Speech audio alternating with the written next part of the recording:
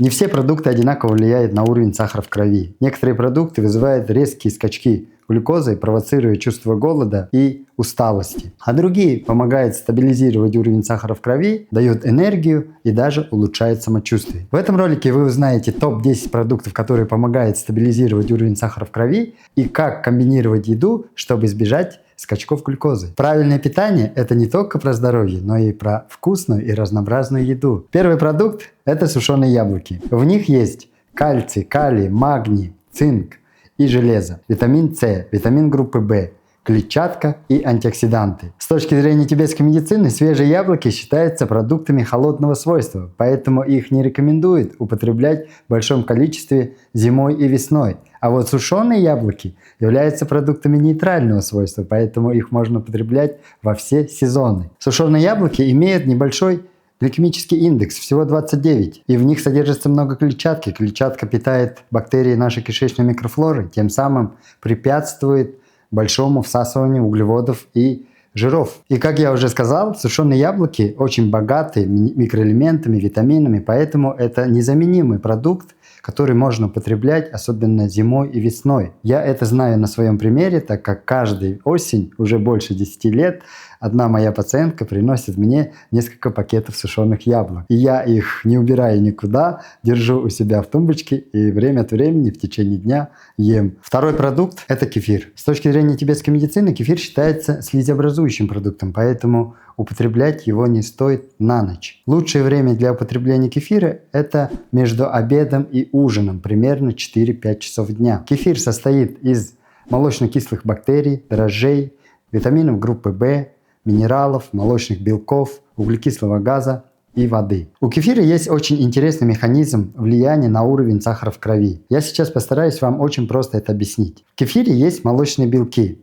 с аминокислотами боковой разветвленной цепочкой. Когда мы пьем кефир, кефир попадает в желудок и стимулирует выработку гормона глюкагоноподобный пептид-1. А вот глюкагоноподобный пептид-1 влияет на работу поджелудочной железы. В поджелудочной железе есть альфа и бета-клетки. Альфа-клетки вырабатывают глюкагон, бета-клетки инсулин. Так вот, глюкагоноподобный пептид-1 снижает выработку глюкагона и стимулирует выработку инсулина. Но до тех пор, пока уровень сахара не придет в норму. Когда вы пьете кефир, а в кефире где-то 4 грамма углеводов на 100 грамм продукта, у вас уровень глюкозы повышается, и за счет того, что глюкагоноподобный пептид-1 стимулирует инсулин, инсулин быстро снижает уровень глюкозы, и все. Но зато глюкагоноподобный пептид-1 уменьшает аппетит, то есть блокирует, и дает чувство сытости на долгое время. Поэтому кефир является очень хорошим продуктом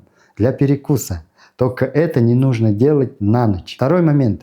Это правило может не сработать для людей, у кого застой или накопленная слизь в организме. Это люди отечные, с избыточным весом, с замедленным метаболизмом. Третий продукт – это грецкий орех. Грецкие орехи, вообще орехи, я считаю, что это самые полезные продукты. Грецкие орехи являются незаменимым продуктом моего рациона. Но вы должны знать, что это очень калорийные продукты, его нельзя много есть. Грецкие орехи – это источник чистой энергии. 650 килокалорий дает 100 граммов грецких орехов. И на 65% грецкий орех состоит из жиров. Жиры там мононенасыщенные жирные кислоты, полиненасыщенные жирные кислоты и немного насыщенные жирные кислоты. И, конечно, особое внимание нужно уделить альфа-линоленовой кислоте, которая содержится в грецких орехах, и они являются предшественниками омега-3 жирных кислот. Там есть белки полноценные, с полным аминокислотным набором, очень мало углеводов. И углеводы, которые там содержатся, в основном сложные углеводы. И представлены они клетчаткой. Поэтому люди, страдающие сахарным диабетом второго типа, люди, страдающие инсулинорезистентностью, как источник чистой энергии могут использовать грецкие орехи. Только их нельзя есть больше 40 грамм в день. Вообще про орехи я хочу сделать отдельный ролик, потому что я считаю, что это действительно полезные продукты и незаменимый продукт рациона любого человека. Четвертый продукт – тунец. В этой рыбе много белка, нет углеводов и умеренное количество жиров. В основном омега-3 жирные кислоты – это незаменимые жиры для нашего организма. Многие люди неправильно представляют о том, что омега-3 жирные кислоты содержатся только в жирных сортах рыбы. На самом деле это не так. И нежирные сорта рыбы, в том числе тунец, содержат в своем составе много омега-3 жирных кислот. Я считаю, что тунец – это один из самых благоприятных продуктов для наращивания мышечной массы и для уплотнения костной ткани тем людям, которым это нужно, за счет богатого содержания белков и биодоступных белков. Это очень важно. Также регулярное потребление тунца благоприятно влияет на состояние кожи, волос и ногтей. Но здесь нужно учитывать, что тунец – это рыба, которая накапливает в себе ртуть. Поэтому каждый день употреблять тунец нельзя. Лучше это делать примерно 2 раза в неделю. Я выделил тунец, потому что о нем реже говорят. Но вы можете взять любую рыбу. У кого есть проблемы с холестерином, берите нежирные сорта рыбы. У кого нет, можете любую рыбу взять.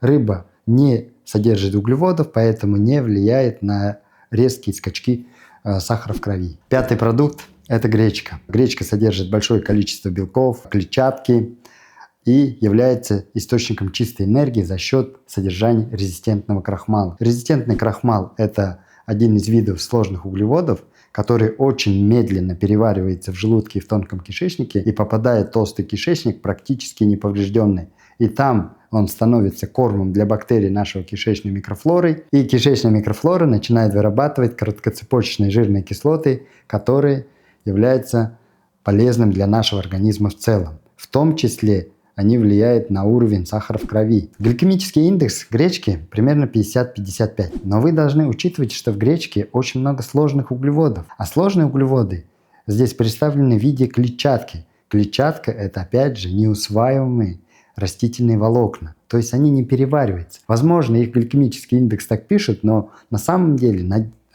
когда мы едим гречку, она не переваривается, не поднимает уровень сахара, а является источником чистой энергии. Наоборот, потребление гречки помогает, способствует к похудению. Какая гречка лучше?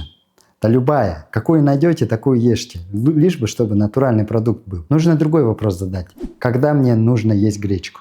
Это правильно. Нужно есть гречку утром или днем. За ужином люди, которые страдают излишним весом, инсулинорезистентностью, повышением уровня холестерина, с метаболическим синдромом, не надо есть. Не добавляйте плохие масла, чтобы не испортить продукт. Немного соли можете добавить, если вам это нужно. А сахар вообще не стоит добавлять, потому что вы испортите вообще весь продукт, и свойства продукта изменится. 6-й продукт – куриная грудка. Это диетический продукт, источник белков, жиров и продукт с низким содержанием углеводов. 100 граммов куриной грудки содержит в своем составе 24 грамма легко усваиваемого белка. Это любимый продукт многих спортсменов, особенно бодибилдеров. Именно за счет того, что в них много белка, именно легко усваиваемого, и мало углеводов. На этом продукте я не буду надолго останавливаться, потому что это понятный продукт, насыщает и при этом не влияет на уровень сахара в крови. Хочу отметить только, что куриная грудка – это реально очень хороший продукт для ужина.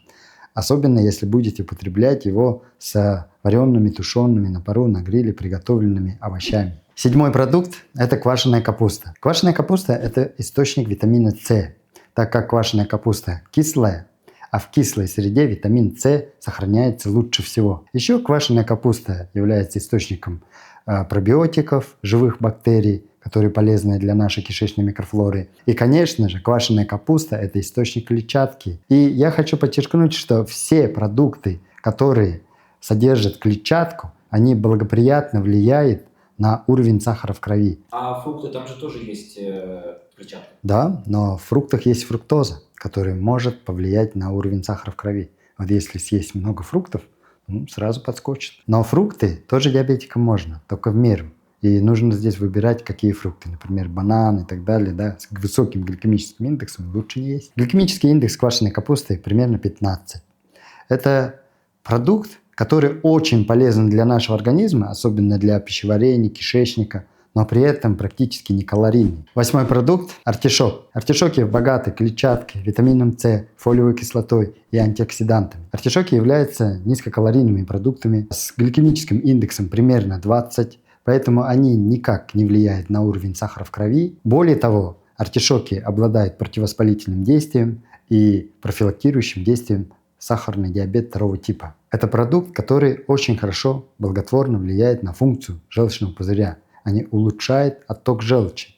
И еще они обладают мочегонным действием. Поэтому улучшает работу кишечника, ускоряет метаболизм и обладает очищающим действием. 9-й продукт – шпинат и другая зелень. Это очень полезные продукты, их много не бывает. Я считаю, что шпинат и зелень – это незаменимые продукты нашего рациона. Шпинат содержит в своем составе большое количество калия, магния, клетчатки и антиоксидантов. Здесь нужно подчеркнуть, что шпинат является очень хорошим противовоспалительным продуктом. Гликемический индекс шпината примерно 15, поэтому практически не влияет на уровень сахара в крови. Шпинат является очень питательным продуктом.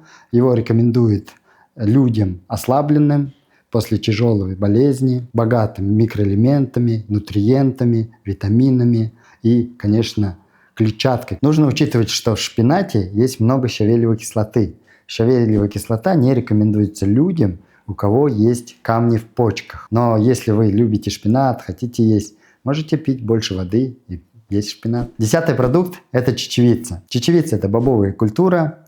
Я знаю, что многие люди не любят бобовые продукты, избегают их, думают, что они вызывают газообразование в кишечнике и так далее. Но вы должны понимать, что отказываясь от бобовых продуктов, вы отказываетесь от многого. Например, чечевица, в ней практически вся таблица Менделеева. Витамины группы В, витамин А, витамин ПП, калий, магний. Включив чечевицу в свой рацион питания, вы получаете многое. Первое – это источник белков. И всем своим пациентам, вегетарианцам, веганам, я советую включить в свой рацион чечевицу как источник растительных белков. Второе – гликемический индекс чечевицы 25-30. Это несущественный. Он сильно не влияет на уровень сахара в крови, тем более не вызывает резкие скачки. Но там в основном сложные углеводы и много клетчатки. Третье – это медленные углеводы, которые перевариваются медленно и дают все время энергию, а значит надолго утоляет голод. Хочу обратить ваше внимание на два важных момента. Первое – это любой продукт, который я рассказывал здесь, можно испортить. Именно неправильным приготовлением. Все, что добавляете в процессе готовки в еду, оно влияет на свойства самого продукта. Второй момент. Я всегда говорю, что если мы будем употреблять даже самые полезные продукты много, то есть будем перебирать суточный колораж, то это имеет противоположный эффект. В нашем случае продукты, которые не вызывают резких скачков сахара, их будем есть много, то через другие механизмы они тоже будут влиять на уровень сахара в крови.